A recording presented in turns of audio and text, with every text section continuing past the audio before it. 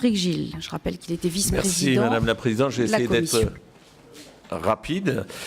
Dire quelques mots sur ces années de travaux et d'avoir essayé de vous suppléer de temps en temps, pas souvent parce que vous étiez quasiment toujours présente et à la tâche et vous avez piloté un travail soutenu, je crois qu'on peut le dire, et tout le monde le reconnaît. Et vous avez eu le souci aussi, je pense, ça n'a pas été dit, de défendre les parlementaires de la commission, et pas les prérogatives, mais finalement les enjeux de la commission. Je crois me rappeler notamment sur la loi travail, où il y a des choses qui ont failli nous échapper. Il y a eu des lois, et c'était des combats aussi qu'il faut mener pour respecter l'organisation du travail parlementaire.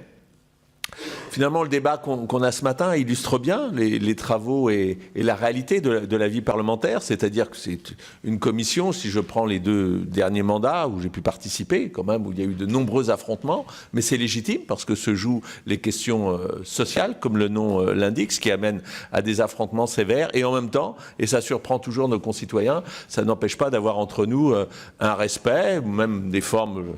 témoignage juste avant le prouve des formes de respect qui peuvent aller jusqu'à même une forme d'admiration pour ceux qui sont nos adversaires politiques. Je le dis, j'en profite parce que les gens ont du mal à comprendre ce mode de fonctionnement, mais c'est pas le syndrome de Stockholm, c'est pas parce qu'on passe beaucoup de temps ensemble, enfin en tout cas c'est pas seulement ça, c'est parce que aussi on travaille des sujets ensemble et que c'est la grandeur de notre mission de porter des points de vue de différents, de mesurer des fois comment ils sont irréconciliables et parfois aussi d'essayer d'être constructif et de les faire avancer conjointement. Et je crois que c'est la grandeur de notre tâche. Évidemment, beaucoup de sujets sont traités dans cette commission. Et je rappelle encore qu'elle a été restreinte dans ses compétences, puisqu'avant, il y avait en plus les affaires culturelles et l'éducation. On se demande comment on arrivait à faire. Parce que c'est quand même un petit peu le sujet. Et je crois que notre commission le vit particulièrement. Je pense qu'on légifère beaucoup et que du coup, ça laisse peu de temps pour ce que j'appellerais la pédagogie de la réforme, des fois en amont pour pouvoir préparer, même si on le fait par les travails on n'a pas eu le temps de l'évoquer, les nombreuses missions d'information qui sont menées, sans parler des groupes d'études, évidemment, mais en aval de pouvoir avoir le temps d'expliquer, parce que souvent, une fois une loi votée, eh bien, il ne reste que pour l'opinion publique, non pas le fond, mais finalement, ce qui a fait débat au Parlement, ce qui est bien normal, mais qui sont les sujets difficiles. Donc, nous avons évoqué, évidemment, la loi santé, beaucoup de lois sur l'emploi, la question des retraites. Moi aussi, je voudrais indiquer que le PLFSS, je crois que le traitement du PLFSS n'est pas satisfaisant. Hein. Moi, ça fait 10 ans que je le fais et finalement, on a l'impression qu'on tourne toujours un peu autour, qu'on a du mal à rentrer dans le cœur du sujet et que ça pose réellement problème. Hein. Je pense que la prochaine mandature devrait peut-être s'interroger là-dessus. Et quand je dis ça, je ne mets en cause personne dans cette salle, bien évidemment, mais on n'a pas... alors, sans compter, ça a été dit, le fait qu'en même temps qu'il y a le PLFSS, il y a le PLF, mais le PLFSS en lui-même est quand même difficilement abordable, alors qu'il est 2 fois le budget de l'État. Je dirais un mot, puisque ça n'a pas été évoqué, et ça ne vous surprendra pas, sur la formation professionnelle. Je crois qu'on a fait un travail important. Je voulais saluer, bien évidemment, notre ami Gérard Cherpion, qui a beaucoup œuvré là-dessus. Nous avons même, ça peut surprendre aussi, quasiment une forme de complicité, au bon sens du terme, complicité intellectuelle sur le sujet. On n'est pas d'accord sur tout, mais je pense qu'on essaye de porter des choses. Je pense que je parlais de pédagogie de la réforme en aval. Je pense que n'a pas été mesuré encore le travail qui a été fait autour du compte personnel de formation et puis du CPA après. Je pense que nous avons mis en place les fondements d'une sécurité sociale professionnelle, plus que les gens ne l'imaginent. Les briques sont là. Le dispositif est en train de se développer. Dans l'année qui vient, il deviendra universel, dans le sens où l'ensemble des personnes actives et même retraitées de ce pays pourront en bénéficier. Donc je crois que nous avons fait œuvre importante qui n'est pas connue de tout le monde, qui n'est même pas connue, j'allais dire, parfois de l'ensemble des membres du gouvernement, donc c'est vous dire.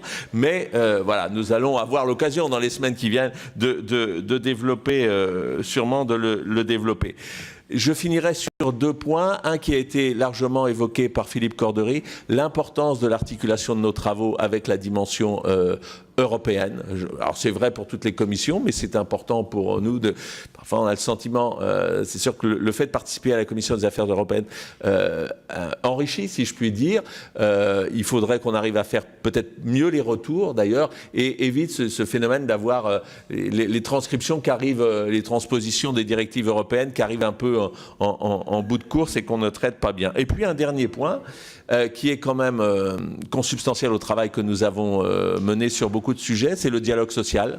Je pense que nous passons beaucoup de temps à échanger aussi avec les partenaires sociaux, et je voulais les en remercier, les remercier de leur disponibilité, souvent je crois qu'on les invite souvent à venir échanger avec nous dans des groupes de travail, dans les auditions, et puis vous l'avez fait, et je crois que c'est une excellente chose aussi, Madame la Présidente, à cette tribune. C'est pas toujours simple, mais il participe à ce jeu important avec bonne volonté, et je crois que c'est important. Je conclurai en remerciant moi aussi les administrateurs et les administratrices. J'ai le souvenir, en ayant été rapporteur de la loi formation, d'avoir travaillé une nuit entière où les administrateurs allaient dormir à tour de rôle dans leur bureau. Je le dis parce que c'est un peu anecdotique. C'est pas tous les soirs comme ça, heureusement pour eux, mais c'est ça aussi la réalité de la vie du Parlement. Je le dis pour nos concitoyens qui s'interrogent et qui n'ont que l'image qui n'est pas toujours bonne des questions au gouvernement. Il y a un travail de fond qui est mené,